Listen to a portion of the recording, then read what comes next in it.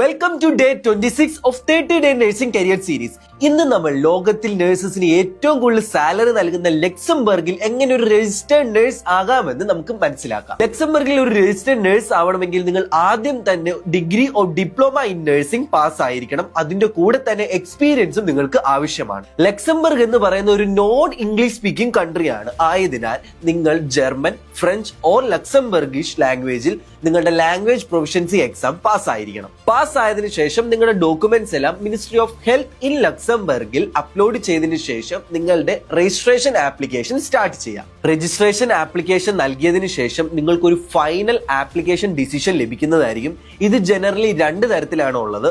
ഒന്ന്, നിങ്ങൾ fully eligible ആയി. രണ്ട്, നിങ്ങൾക്ക് കോമ്പൻസേറ്ററി മെഷേഴ്സിന്റെ ആവശ്യമുണ്ട്. അതായത് ഒരു ബ്രിഡ്ജ് കോഴ്സസ് ചെയ്താലാണ് നിങ്ങൾക്ക് ലക്സംബർഗിൽ ഒരു രജിസ്റ്റേർഡ് നഴ്സായി വർക്ക് ചെയ്യാൻ സാധിക്കുക എന്നുള്ളത്. ബ്രിഡ്ജ് കോഴ്സസ് കംപ്ലീറ്റ് ആക്കിയതിനു ശേഷം നിങ്ങൾക്ക് ലക്സംബർഗിൽ ഒരു രജിസ്റ്റേർഡ് നഴ്സായിട്ട് വർക്ക് ചെയ്യാനുള്ള അതോറിറ്റി ലഭിക്കുന്നു. ഇനിയുമാണ് നിങ്ങൾ ജോബ് ആപ്ലിക്കേഷൻ നൽകി തുടങ്ങേണ്ടത്. ജോബ് ഓഫർ കിട്ടിയതിനു ശേഷം നിങ്ങൾക്ക് വിസയ്ക്ക് വേണ്ടി ആപ്ലിക്കേഷൻ നൽകി തുടങ്ങാം. ഒരു കാര്യം ശ്രദ്ധിക്കുക, ഇന്ത്യയിൽ നിന്നും ലക്സംബർഗിലോട്ട് ഒരു ഡയറക്റ്റ് പാത്വേ ഇല്ല.